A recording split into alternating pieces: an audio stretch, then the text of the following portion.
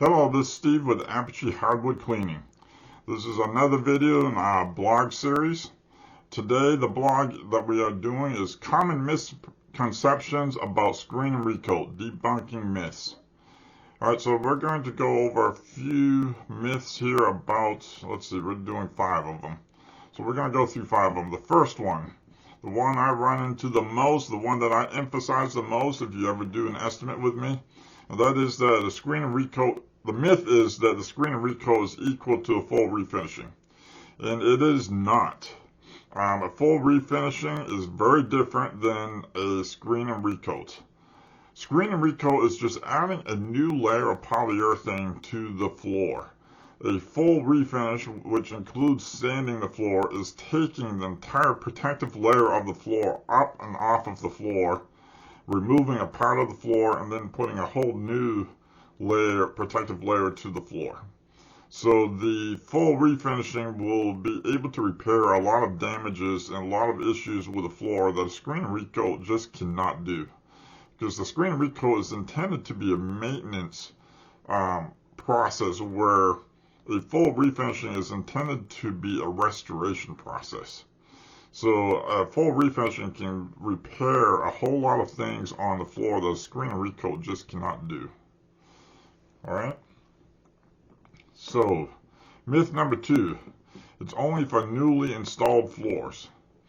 Now, it really has nothing to do with if a floor is new or old.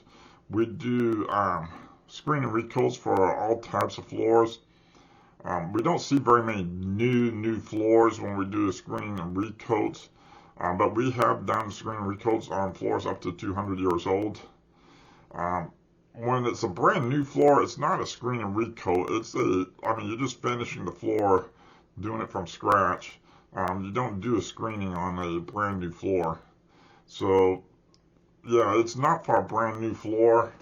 It is considered a maintenance process, and it is something you should do on a regular basis because polyurethane does wear out and it does need to be replaced and redone. Myth number 3. Do-it-yourself screen and recoat is as effective as professional services. Well, when it comes to do-it-yourself, how effective it is depends on your knowledge base. How much do you know about the process and how much have you learned? And is your expertise in doing it as equal to what a professional can do? And I will even qualify the professional side. There's many professionals out there that don't really know what they're doing either.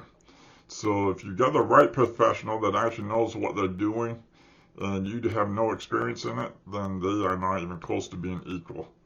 I will be truthful in the fact that screen and recoat is not that difficult. It is something that pretty much anyone could do. But there are a couple of gotchas in there that if you're not careful about, that it can get screwed up and cause problems over the long run. So it is good to have someone that knows what they're doing, knows how to prevent those things from happening, and typically it's done much faster and much easier by having a professional do it. So now, of course, being a professional, I would always have that preference that it should be done by a professional, but I know there are plenty of people, handyman type people out there that would probably be just as capable of doing this as I am, if not in some cases probably they'll be better at doing it than I am, because there are just some people out there like that. So myth number 4, screen and recoat damages the wood.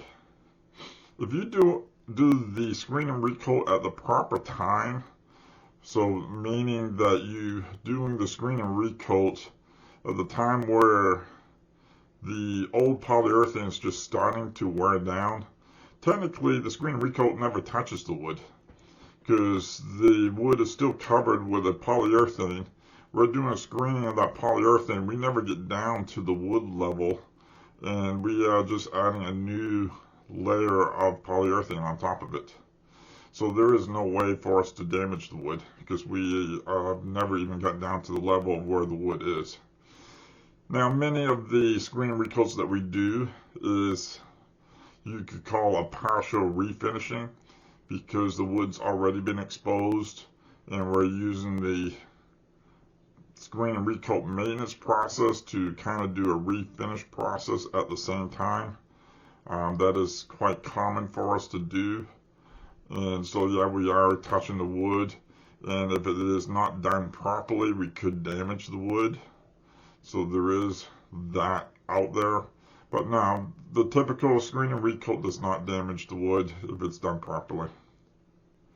Screen and recoat is only for high gloss finishes. Myth number 5. Screen and recoat is only for high gloss finishes. Now, screen and recoat is for any type of finish. Screen and recoat is all about putting a new layer of polyurethane down on the floor. And that means any type of finish that the polyurethane is available in, be it satin, matte, semi-gloss, or gloss, which are the 4 options that we provide. So it's all about putting a new layer of polyurethane down, so it has nothing to do with how shiny that polyurethane is. So that is the 5 myths and my counters to those. So hopefully that was helpful.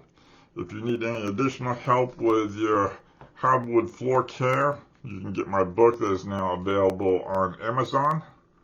And it will provide details about hardwood floor care, the tools needed, the ways how to take care of it, the Wood Floor Association recommendations for taking care of your floor, maintaining your floor, and how to take care of some of the gotchas out there on hardwood floors.